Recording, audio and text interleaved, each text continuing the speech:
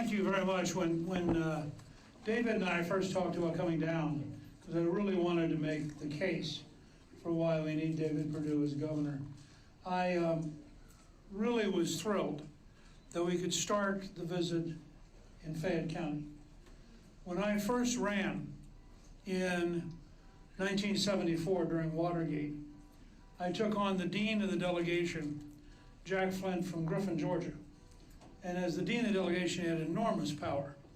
And most businesses were frankly a little afraid to have some young Republican candidate showing up. But some of you who've been around long enough will remember that Kenny Malier had Malier's Barbecue here, and it was a pretty famous place for folks to get together and have breakfast and sit and talk. And Kenny decided that he liked my coming by, and he didn't care how mad Jack Flint got. And so I've always had this fond sense of being here. I can also tell you that the margins by which I won consistently came out of this county. As Fayette County grew, my margins kept growing. And so I'm very grateful. The chance to come back here and to say thank you once again. I really appreciate you coming out today. Now, we are in, I think, one of the most dangerous periods in American history. Yeah. I think this is a period that literally, other than the Civil War, I don't know of any period. I mean, I worry, first of all, you have, as I said on Fox the other night, you probably have the dumbest person as vice president that we have ever elected. I mean, if you just put together 5 or 10 of her weirdest comments, and she's in Poland in the middle of a war, being asked about refugees, and she breaks up laughing.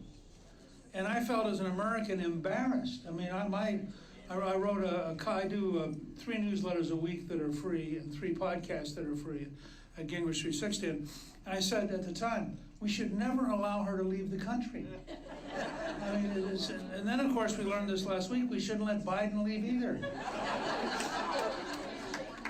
I mean, I don't understand, and it may be because I'm, too much of an old-fashioned, rational, fact-based. I lack the kind of woke sense that what really matters is, are you sincere? Although apparently when Will Smith sincerely slapped the comedy, that didn't count as sincerity. But think about it. The President of the United States describes the leader of Russia as a war criminal, a butcher, and says publicly, for God's sake, he ought to be gone. Now, I thought that was pretty clear. And it took the White House staff about 8 minutes to say he ought to be gone doesn't mean he should really be gone. It really means that he should not have as much power to invade his neighbors. But of course, we're not in favor of changing the regime, because even though he is a war criminal and a butcher, we wouldn't want to hurt his feelings by suggesting that, we're not in favor of war criminals and butchers being presidents of countries. Now, how can you... I mean, do you realize how hard it is? Only people who go to Harvard and Princeton and Yale have an ability to think that actually made any sense. And the whole rest of the country is standing there with their jaw open going, this is really weird. So you have inflation, which is just going to eat us up, and it's going to get worse before it gets better. Ronald Reagan used to say that, when the president is unemployed, we'll get a recovery.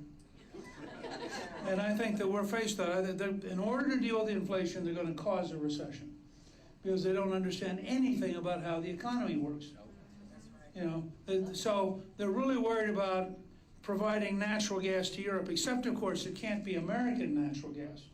Right. I mean, just think about it, stuff. They're out begging the Venezuelan dictator, the Iranian dictator, the Saudi Arabian dictator, would you please provide more gas and oil, when in fact they won't ask Texas or Ohio, or North Dakota. I mean, you know, we were energy independent 14 months ago. I've never seen a president do as much damage in as short a time.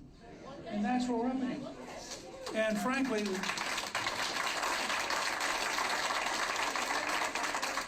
I think I helped kick off this campaign when David Perdue wasn't exactly leaning forward. And I wrote a newsletter from the heart, because I had talked to several people I trust, Robert Cahaley and Matt Towery, who are great pollsters who know Georgia very well. And they both said that if Kemp is renominated, we're going to get Stacey Abrams as governor.